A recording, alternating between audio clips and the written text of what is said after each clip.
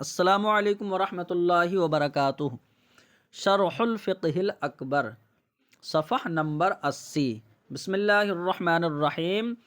ما فطر اللہ علیہ الناس، تو اللہ رب العزت نے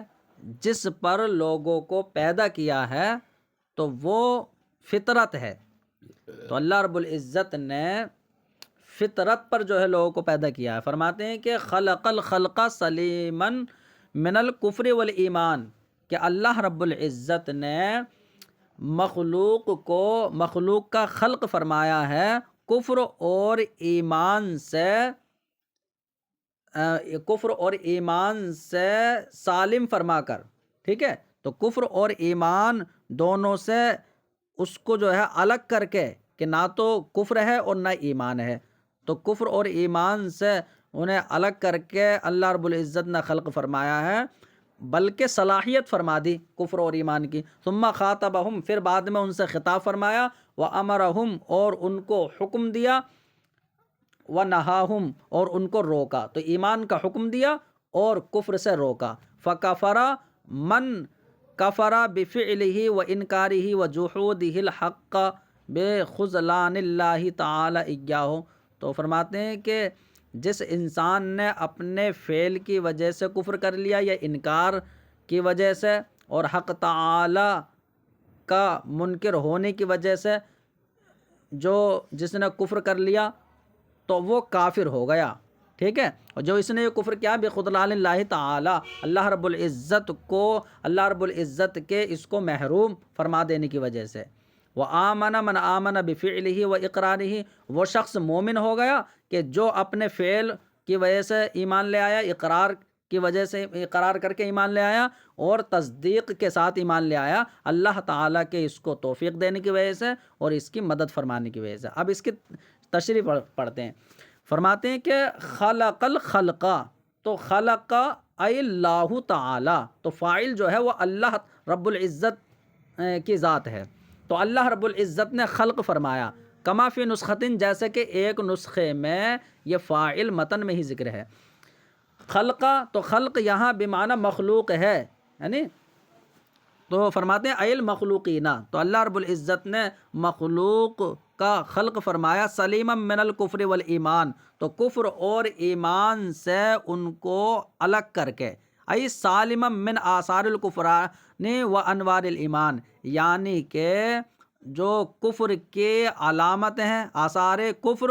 اور انوار ایمان سے انہیں سالم فرما کر جو ہے خلق فرمایا ہے، بِأَن جَعَلَهُمْ قابلین، بئی طور کے انہیں ایمان و کفر کا قبول کرنے والا بنا دیا، مطلب صلاحیت رکھ دی، لِأَن يَقَعَ مِنْهُمُ الْعِصْيَانُ وَالْإِحْسَانُ، تاکہ ان کی طرف سے نافرمانی اور احسان دونوں واقع ہو جائیں، کہ اگر ایمان لے آئیں گے تو پھر جو ہے وہ محسن ہوں گے، اور اگر کفر کریں گے تو پھر عصیان واقع ہوگا۔ جیسے کہ اللہ رب العزت کا فرمان ہے هُوَ الَّذِي خَلَقَكُمْ، کہ رب تعالی نے تمہارا خلق فرمایا ہے، فَمِنْكُمْ کافر وَمِنْكُمْ مومن، تو تم میں سے کچھ کافر ہو گئے اور کچھ مومن ہیں، اے فی عالم الظہور،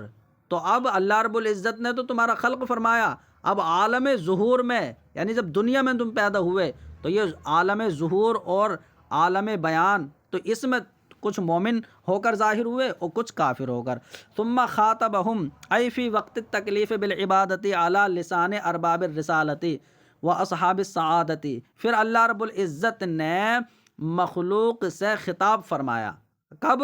عبادت کا مکلف بنانے کے وقت۔ تو عبادت کا مکلف جب بنایا نا اللہ رب العزت نے، اب ایسے تو نہیں اللہ رب العزت نے ڈائریکٹ خطاب کیا ہو،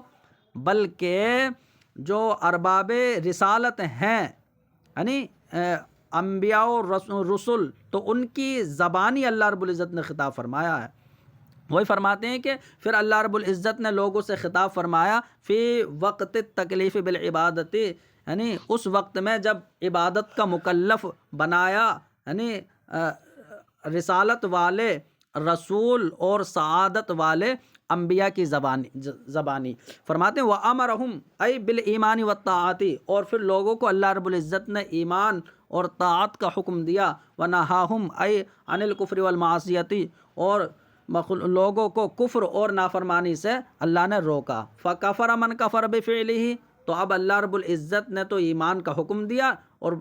کفر سے روکا، لیکن فرماتے ہیں من کفر بفعلہ، جس نے اپنے فعل سے کفر کر لیا۔ تو فعل کا مطلب یہاں یعنی اپنے اختیار سے، تو جس نے اپنے ارادے اور اختیار سے کفر کیا، وہ انکار ہی، وہ اپنے انکار سے کفر کیا۔ تو انکار کا مطلب ای مع جہلہ و اصرارہ، یعنی کہ اپنے جہالت اور ہٹ درمی کے ساتھ جو ہے، تو اپنے جہالت اور ہٹ درمی کی وجہ سے اس نے جو ہے کفر کر لیا۔ وجحودہ الحق، اور اس نے حق کا منکر ہونے کی وجہ سے کفر کر لیا۔ تو فرماتے ہیں جس نے کفر کر لیا فکفر، تو وہ کافر ہو گیا۔ تو یعنی حق کا انکار کرنے کا مطلب ای مع عنادہ و استکبارہ، یعنی کہ اس کے عناد اور تکبر کے ساتھ، تو عناد اور تکبر کے ساتھ اس نے حق کا انکار کر دیا، تو اس کی وجہ سے یہ کافر ہو گیا۔ اور اس کا یہ کافر ہونا بخذلان اللہ تعالی ای بترک نصرتہ سبحانہ، وہ اللہ رب العزت کے جو ہے محروم فرما دینے کی وجہ سے ہے، یعنی کہ اللہ رب العزت نے اپنی مدد کو جو ہے وہ چھوڑ دیا ہے۔ تو اللہ رب العزت کے اپنی مدد کو چھوڑ دینے کی وجہ سے ہو، تو اللہ رب العزت کے اس کو محروم کر دینے کی وجہ سے ہے۔ وعدم توفیقہ لما یرضاہ وہو مقتضی عدلہ، اور جس ایمان سے اللہ راضی ہوتا ہے اس کی اسے توفیق نہ دینے کی وجہ سے، اور وہی اس کے عدل کا تقاضا ہے۔ ٹھیک ہے، مطلب یہ ہے کہ دیکھو اللہ رب العزت پر واجب نہیں ہے کہ وہ بندے کو توفیق دے ایمان کی، یا اسے کفر سے بچائے، یہ اللہ پر واجب نہیں ہے۔ اگر اللہ توفیق دیتا ایمان کی تو یہ اس کا فضل ہے، اور اگر اس کے نصیب میں نہیں ہے، یعنی اللہ نے اسے محروم رکھا، تو یہ اللہ کا عدل ہے۔ ٹھیک ہے، تو فرماتے ہیں وہو مقتضی عدلہ، تو اللہ نے اسے توفیق نہ دی تو یہ اس کے عدل کا تقاضا ہے۔ جیسے کہ اللہ کا فرمان ہے ان اللہ لا یظلم الناس شیئا، تو یہاں یہ نہیں ہوگا کہ اللہ نے ظلم کر دیا، یہ اس کا عدل ہے۔ بے شک اللہ تو کچھ بھی ظلم نہیں فرماتا، لیکن لوگ خود ظلم کرتے ہیں، تو خود اپنی جانوں پر ظلم کرتے ہیں۔ وآمن من آمن بفعلہ ای بانقیادہ واذعانہ، اور مومن ہوا وہ شخص کے جو اپنے فعل کے ساتھ ایمان لے آیا۔ اپنے فعل کا مطلب ای بانقیادہ، یعنی اس کے گردن جھکانے کی وجہ سے اور اپنے یقین کرنے کی وجہ سے وہ ایمان لے آیا۔ تو یہ انقیاد کا مطلب یہ ہے کہ اس نے گردن جھکا دی، یعنی اسلام کا معنی سر رکھ دینا۔ تو اس نے یعنی مان لینے کی وجہ سے وہ اقرار ہی ای بلسانہ، اور اپنی زبان سے اقرار کر کے وہ مومن ہوا ہے۔ وہ تصدیق ہی ای بجنانہ، اور اپنے دل سے تصدیق کرنے کے ذریعے وہ جو ایمان لے آیا تو وہ مومن ہو گیا۔ تو اب یہ اس نے دل سے جو تصدیق کی ہے نا، یہ حقیقت میں ایمان ہے۔ تو فرماتے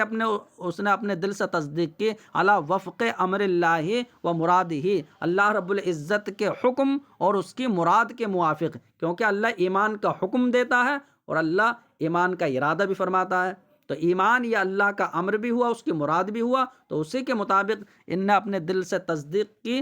تو یہ مومن ہو گیا۔ اب اس کا جو یہ مومن ہونا ہے، فرماتے ہیں بتوفیق اللہ تعالی ایاہ و نصرتہ لہ، یا اللہ رب العزت کے اسے ایمان کی توفیق دینے کی وجہ سے اور اس کی مدد فرمانے کی وجہ سے یہ مومن ہو گیا۔ تو اللہ رب العزت نے توفیق اسے کیسے دی؟ تو فیما، اس میں جو اللہ رب العزت نے اس کے حق میں مقدر فرما دیا اور جو اس کا فیصلہ فرما دیا تھا نا، تو قضاء و قدر کے مطابق اللہ نے اسے توفیق دے دی بمقتضی فضلہ، اور یہاں جو ایمان کی توفیق ملی ہے یہ اس کا فضل ہے، یہ اس کے فضل کے تقاضے سے ہے۔ جیسا کہ اللہ کا فرمان ہے ان اللہ لذو فضل علی الناس، بے شک اللہ تو لوگوں پر فضل والا ہے، وہ تو مہربان ہے، لیکن اکثر لوگ ناشکرے ہیں، یعنی کہ وہ اس اللہ کی مہربانی اور فضل کا شکر ادا نہیں کرتے۔ وَهَذَا لَا يُنَافِي كَوْنَهُمَا كَافِرًا وَمُؤْمِنًا فِي علم اللہ تعالی۔ اور فرماتے ہیں کہ حدیث پاک میں تو یہ ہے کہ میں نے کچھ لوگوں کو جنت کے لیے پیدا فرما دیا اور مجھے کوئی پرواہ نہیں ہے، کچھ کو جہنم کے لیے پیدا فرما دیا اور مجھے ان کی بھی کوئی پرواہ نہیں ہے۔ تو اب اللہ رب العزت کے علم میں کوئی کافر ہے، کوئی مومن ہے، ٹھیک ہے؟ تو اب جب ایسا ہے تو یہاں پر یہ کہنا کہ وہ شخص جو ہے اپنے فعل کی وجہ سے، انکار کی وجہ سے کافر ہو گیا، یا وہ شخص اپنے اقرار اور تصدیق کی وجہ سے جو ہے وہ مومن ہو گیا، تو اب فرماتے یہ تو اللہ کا جو علم ہے، تو اللہ کے علم میں کسی کا کافر یا مومن ہونا ہے تو یہ اس کے منافی بات ہو جائے گی. تو فرماتے ہیں کہ منافی نہیں ہوگی یہ بات، ٹھیک ہے، کیونکہ اللہ رب العزت کے تو جامع معنی حدیث یہ حضور کا فرمان ہے کہ تم عمل میں لگے رہو، ہر ایک انسان فَكُلٌّ مُيَسِّرٌ لِمَا خُلِقَ لَهُ، ہر ایک انسان اسی کے لیے آسانی پیدا کرتا ہے جس کے لیے وہ پیدا کیا ہے. تو اگر جنت کے لیے پیدا ہے تو پھر جنت والے کام کرے گا. اب فرماتے ہیں اخرجا ذریۃ آدم علیہ السلام، تو اللہ رب العزت نے حضرت آدم علیہ السلام کی اولاد کو نکالا جو قیامت تک ہونے والی تھی. ای طبقتم بعد طبقتن الی یوم القیامت، تو قیامت کے دن تک جو ہونے والی اولاد تھی تو انہیں طبقہ در طبقہ اللہ رب العزت نے نکالا. ٹھیک ہے، کہ پہلے یہ جماعت من صلبہ، تو حضرت آدم کی پشت انور سے نکالا. ای اولن، یعنی پہلے نکالا، پہلے حضرت آدم علیہ السلام کی پشت مبارک سے نکالا. ثم اخرجا من اصلاب ابنائہ، تو پھر حضرت آدم کے بیٹوں کی پشتوں سے نکالا، پھر ان کے بیٹوں کے اس طریقے سے، ٹھیک ہے، تو ان کے بیٹوں کی پشتوں سے نکالا، اس میں تمام بیٹے آ گئے. وَتَرَائِبِ بَنَاتِهِ، تو پھر اور ان کی بیٹیوں کے سینوں سے نکالا نسلہم، ان کی نسل کو. ٹھیک ہے، تو اولن تو حضرت آدم علیہ السلام کے صلب سے نکالا تھا اولن، پھر جو ہے حضرت آدم کی اولاد اور ان کی بیٹیوں سے نکالا، مطلب اولاد کے صلب سے اور بیٹیوں کے سینوں سے نکالا ان کی نسلوں کو. نسلہم یا اخرجہ کا مفعول بھی ہے. اعلیٰ صور ذرے، تو فرمایا ذروں کی صورتوں میں جو ہے نکالا، ذروں کی صورتوں پر. تو ذرے کا مطلب یہ ہے اے اعلیٰ ہیئۃ النمل الصغیر، چھوٹی چھوٹی چونٹیوں کی صورتوں پر نکالا. کیسی چھوٹی چھوٹی کہ اب یہ نمل صحیح بدل ہو اگر تو بعضھا بید و بعضھا سود، اور اگر اسا الگ ہی پڑھا جائے تو بعضھا بید و بعضھا سود، کہ ان میں سے بعض تو جو ہے چیونٹیاں سفید تھیں اور بعض کالی کالی تھیں. وانتشروا الی یمین آدم و یساری، اور وہ سب پھیلی ہوئی تھیں حضرت آدم علیہ السلام کے دائیں بائیں. فجعل لہم عقلا، تو اللہ رب العزت نے ان کو عقل عطا فرما دی، چینٹیوں کو عقل عطا فرمائی. فخاطبہم، اور اللہ رب العزت نے ان سے خطاب فرمایا. ای حین اشہدہم علی انفسہم، تو کب خطاب فرمایا؟ کہ جس وقت کہ انہوں نے اپنے نفسوں پر گواہی دی. تو پہلے گواہی دی تھی وَإِذْ أَخَذَ رَبُّكَ مِن بَنِي آدَمَ مِن ظُهُورِهِمْ، تو جب اللہ رب العزت نے، تمہارے رب نے نکالا، وَإِذْ أَخَذَ رَبُّكَ، یعنی جب تمہارے رب نے، تو قرآن میں یوں ذکر ہے وَإِذْ أَخَذَ رَبُّكَ مِن بَنِي آدَمَ، اور جب تمہارے رب نے نکالا حضرت آدم علیہ السلام کی اولاد سے، بنی آدم سے نکالا. من ظہورہم، یعنی کہ ان کی پشتوں سے نکالا، ذریتہم، ان کی اولاد کو. واشہدہم علی انفسہم، اور انہیں خود ان کی جانوں پر گواہ بنایا. تو جب ایسا معاملہ ہوا الست بربکم، تو اللہ رب العزت نے فرمایا کہ میں تمہارا رب نہیں ہوں. قالو، تو سب کے سب بولے کیوں نہیں. تو پہلے انہیں گواہ بنایا، پھر اللہ رب العزت نے الست بربکم سے خطاب کیا، تو انہوں نے جواب دیا کیوں نہیں. تو اب دیکھو یہاں پر کیوں نہیں، اس سلسلے میں بحث ہوگی کہ یہ ان کی طرف سے ایمان کون سا ہوگا. فرماتے ہیں وَأَمَرَهُمْ بِالْإِيمَانِ أَيْ وَالْإِحْسَانِ، اور اللہ رب العزت نے ان کو ایمان کا حکم دیا، یعنی ایمان کے ساتھ ساتھ جو ہے وہ احسان کو بھی حکم دیا. وَنَهَاهُمْ عَنِ الْكُفْرِ أَيْ وَالْكُفْرَانِ، اور ان کو جو ہے کفر سے منع کیا اور ناشکری سے جو ہے روکا. فَأَقَرُّوا لَهُ بِالرُّبُوبِيَّةِ، تو اب تمام روحوں نے، وہی تمام چیونٹیوں کے شکل میں جو انسان تھے، اللہ رب العزت کے لیے انہوں نے ربوبیت کا اقرار کیا. اے ولی انفسہم بالعبودیتی، تو اللہ کے لیے ربوبیت کا اقرار کیا، تو اللہ کے لیے رب ہونے کا اقرار کر لیا، تو اپنے لیے بندے ہونے کا اقرار کر لیا۔ حیث قالو، کیونکہ انہوں نے کہا تھا بلا کیوں نہیں، یعنی تو ہمارا رب ہے تو ہم تیرے بندے ہیں۔ فکان ذالک منہم اے قولہم بلا، تو فرماتے ہیں تو ان کی طرف سے یہ ہو گیا، کیا ہو گیا؟ تو ذالکہ کا مشار الیہ ہے اے قولہم، تو ان کی طرف سے یہ جو قول ہے بلا الذی صدر عنہم، جو ان کی طرف سے صادر ہوا، تو یہ بلا جو ہے یہ ہو گیا ایمانن، یہ ان کی طرف سے ایمان ہو گیا۔ اب کچھ لوگوں نے کہا کہ یہی حقیقی ایمان ہے، اور بعد میں جب دنیا میں بندہ مسلمان گھرانے میں پیدا ہو گیا، ماں باپ مسلمان ہیں، تو وہ اپنے ایمان کو ظاہر کرتا ہے اس وقت، تو ٹھیک ہے حقیقی ایمان یہ ہے۔ لیکن کچھ لوگوں نے کہا کہ نہیں، یہ حکمی ابھی ایمان ہے، کیونکہ یہ تو تمام لائے ہیں نا، مومن ہوں یا کافر ہوں، تمام روحوں سے یہ وعدہ لیا اللہ رب العزت نے، اس لیے یہ حقیقی نہیں ہے، یہ حکمی ہے۔ اب بندہ جب دنیا میں آتا ہے تو وہ حقیقی ایمان ہوتا ہے، تو دونوں کے اعتبار سے۔ لیکن آگے جو بتائیں گے نا، وہ کہیں گے دنیا میں جب آیا نا تو اس نے ایمان کو ظاہر کیا ہے، یہ اس طریقے سے بتائیں۔ فرماتے ہیں کہ تو یہ یا تو حقیقی ایمان ہوگا یا حکمی ایمان ہوگا۔ فہم یولدون اعلیٰ تلک الفطرت، تو یہ جو فطرت ہے نا، یہی فطرت انسانیہ ہے کہ جو اللہ رب العزت نے روز الست جو یہ وعدہ لیا ہے رب ہونے کا، تو فرماتے ہیں اسی فطرت اور اسی وعدے پر سب پیدا ہوتے ہیں، یعنی کہ جس طرح اللہ رب العزت نے فرمایا ہے فطرت اللہ التی فطر الناس علیہا، کہ اللہ تعالیٰ کی فطرت وہ ہے کہ جس پر اس نے لوگوں کو پیدا کیا ہے، تو یہ اللہ رب العزت کا عہد ہے، اس کی فطرت ہے کہ جس میں اس نے لوگوں سے وعدہ لیا تھا۔ وکما قال، اور جس طرح کہ اللہ کے رسول نے فرمایا کل مولود یولد علی فطرت الاسلام، کہ ہر نو مولود وہ فطرت اسلام پر پیدا ہوتا ہے، یعنی ہر بچہ جو ہے فطرت اسلام پر پیدا ہوتا ہے۔ فَأَبَوَاهُ يُحَوِّدَانِهِ او يُنَصِّرَانِهِ او يُمَجِّسَانِهِ، پھر اس کے والدین یہودی یا نصرانی یا مجوسی بناتے ہیں، حتیٰ یعربوا عنہ لسانہ، یہاں تک کہ پھر انہی کی طرف سے جو ہے وہ اپنی زبان سیکھتا ہے، کہ یہودی گھر میں ہوگا تو اسی جیسی زبان، نصرانی گھر میں تو نصرانی جیسی زبان۔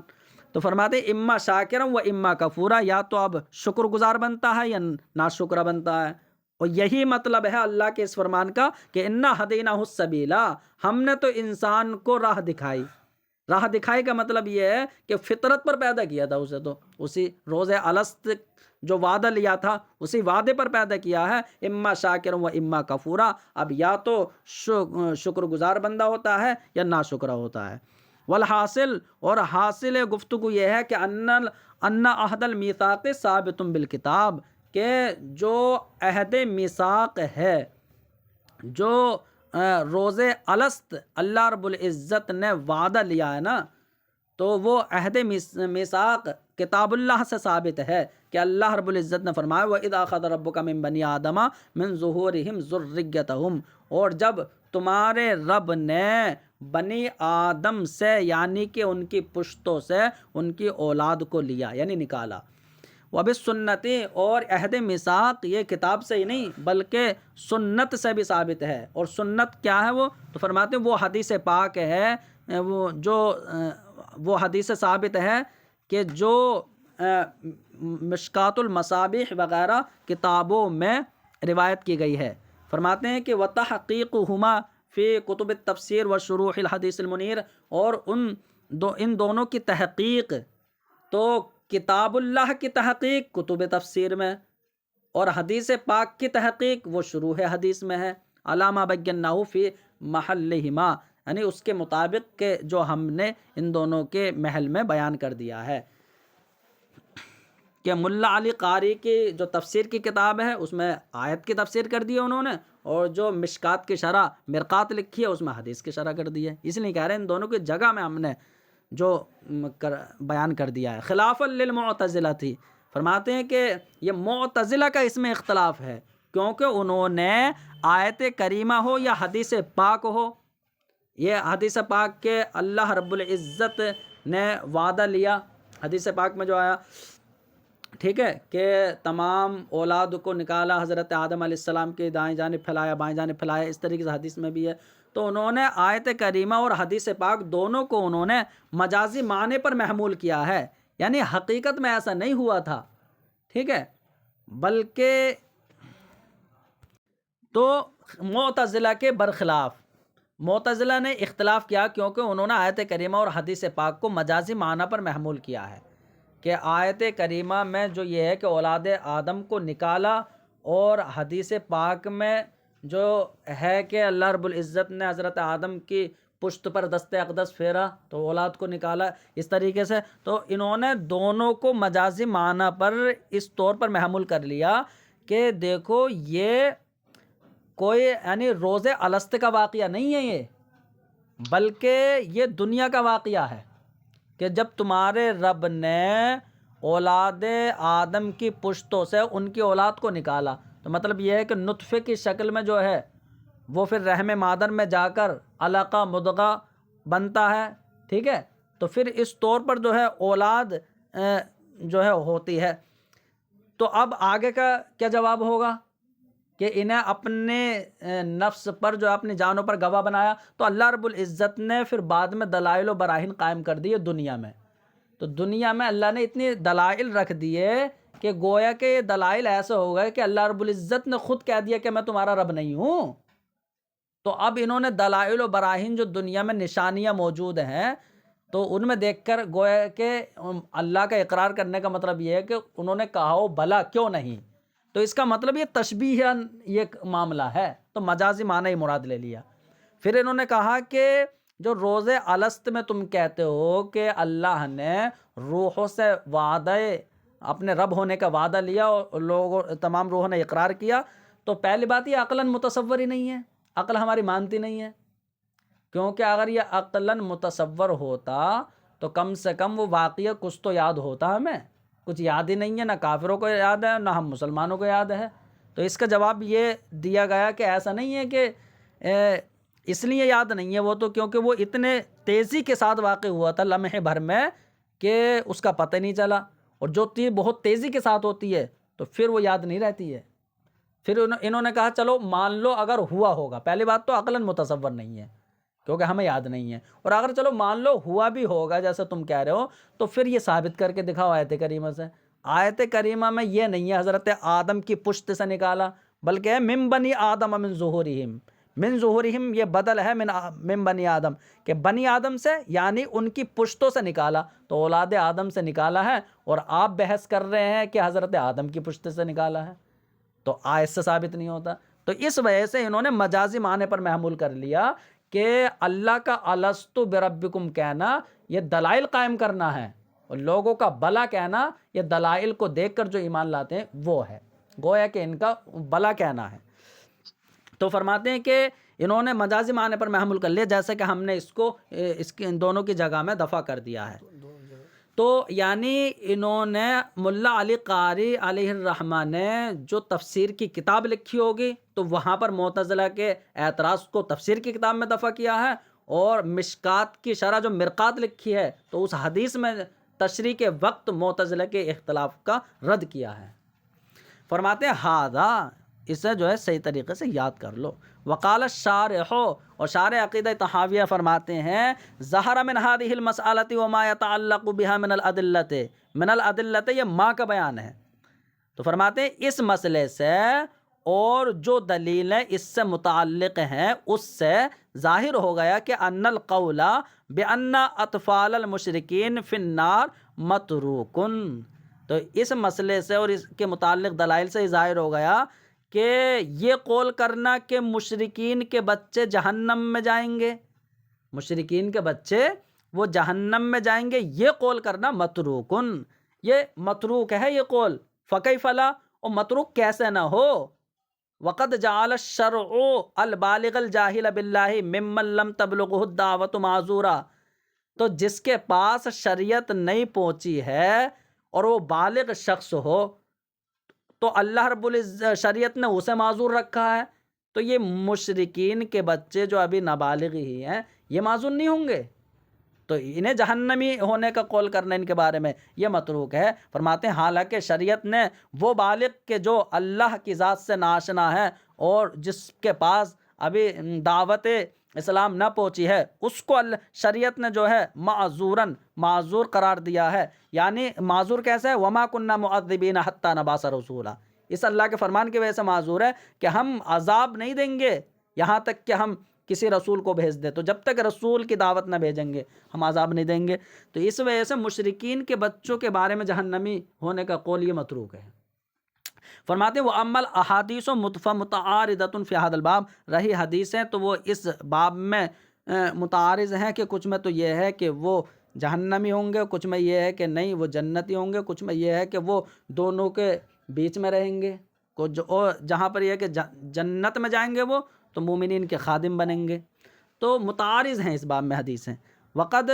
جمعنا بینہا فی شرح المشکات، اور ہم نے ان تمام حدیثوں میں تطبیق دے دی ہے، جمع کر دیا ہے، ان تمام کو جو ہے ہم نے جمع کر دیا ہے مشکات کی شرح مرقات میں، اس کے مطابق کہ جو درست طریقہ ہمارے لیے ظاہر ہوا۔ تو جیسے کہ مشکات کی دیگر شرح میں یہ ملتا ہے کہ یہ قول زیادہ محتاط ہے، علماء کا یہ پسندیدہ ہے کہ یہ کہا جائے کہ وہ مسلمانوں جو مشرکین کے بچے نابالغی کی حالت میں فوت ہو جاتے ہیں تو پھر وہ جنت میں جائیں گے اور مومنین کے خادم رہیں گے۔ یہ قول جو ہے بہتر ہے، یا ان کے لیے جو ہے کوئی نہ جنت نہ جہنم، بیچ میں کوئی درجہ ہوگا۔ فرماتے ہیں وقد قال فخر الاسلام وکذا نقول فی الذی لم تبلغہ الدعوۃ، فرماتے ہیں فخر الاسلام بزدوی علیہ الرحمہ نے فرمایا ہے، اور ایسے ہی ہم اس شخص کے بارے میں کہتے ہیں کہ جس کے پاس دعوت اسلام نہ پہنچی ہو۔ تو فخر الاسلام بزدوی نے بھی یہ بات کہہ دی کہ ہم اس کے بارے میں کہ جس کے بعد دعوت اسلام نہیں پہنچی ہو، اس کے بارے میں ہم یہی کہتے ہیں کہ انہ غیر مکلف، یا ہم یہ کہتے ہیں کہ وہ محض عقل کی وجہ سے مکلف نہیں ہے۔ ابھی دعوت اسلام نہیں پہنچی ہے نا، تو اب یہ تم کہو کہ عقل تو اللہ نے دی ہے، تو محض عقل کی وجہ سے وہ مکلف نہیں ہے۔ وَإِنَّهُ إِذَا لَمْ يَصِفْ إِيمَانًا وَلَا كُفْرًا وَلَمْ يَعْتَقِدْ عَلَى شَيْءٍ أي مما يكون منافيا للإيمان ولا موافقا للإحسان كان معذورا، فرماتے ہیں بے شک جب نہ وہ ایمان سے موصوف ہوا، نہ کفر سے موصوف ہوا، اور نہ کسی چیز کا اس نے ابھی عقیدہ رکھا ہے، یعنی کہ مما ان چیزوں کا عقیدہ بھی نہیں رکھا ہے کہ جو ایمان کے منافی ہو یا نافرمانی کے موافق ہو، تو جب اس نے کسی چیز سے بھی موصوف ہی نہیں ہوا ہے یہ شخص جس کے بعد دعوت اسلام نہیں پہنچی، تو فرماتے کانا معذورا، تو وہ ایسا شخص کہ جس کے بعد دعوت اسلام نہ پہنچی ہو تو وہ معذور ہوگا۔ وَإِذَا وَصَفَ الْكُفْرَ وَعَقَدَ، اور جب وہ کفر سے موصوف ہو جائے اور کفری عقیدہ رکھ لے، او عقدہ ولم یصفہ، یا کفری عقیدہ رکھ لے لیکن کفر سے موصوف نہ ہو، یعنی اپنے آپ کو کافر نہیں کہہ رہا، اوکے کفری عقیدہ ہے، تو فرماتے لم یکن معذورا، اب معذور نہیں ہوگا کیونکہ بات عقیدے پر ہے نا، اس نے عقیدہ رکھ لیا۔ وکان من اہل النار مخلدا، اور یہ ہمیشہ جہنمیوں میں ہو جائے گا۔ تو یعنی یہ فخر الاسلام بزدوی نے فرمایا اور ملا علی قاری علیہ الرحمہ کا بھی یہی فرمانا ہے، لیکن ہمارے امام اعظم امام الائمہ سراج الامہ کاشف الغمہ علیہ الرحمہ کا یہ قول ہے کہ جس کے پاس دعوت اسلام نہ بھی پہنچی ہو پھر بھی اللہ نے اسے عقل اتنی دی ہے کہ وہ اپنی عقل سے اللہ کے جو پیدا کر دیا اللہ کی نشانیاں اور آیات ہیں ان میں غور کر کے کم سے کم جو ہے وہ توحید کا قائل ہو کہ اللہ کے ایک ہونے کا عقیدہ رکھنا اس پر واجب ہے۔ تو اب خلاصے گفتگو یہ ہوا کہ وہ شخص کے جس کے بعد دعوت اسلام نہ پہنچی ہو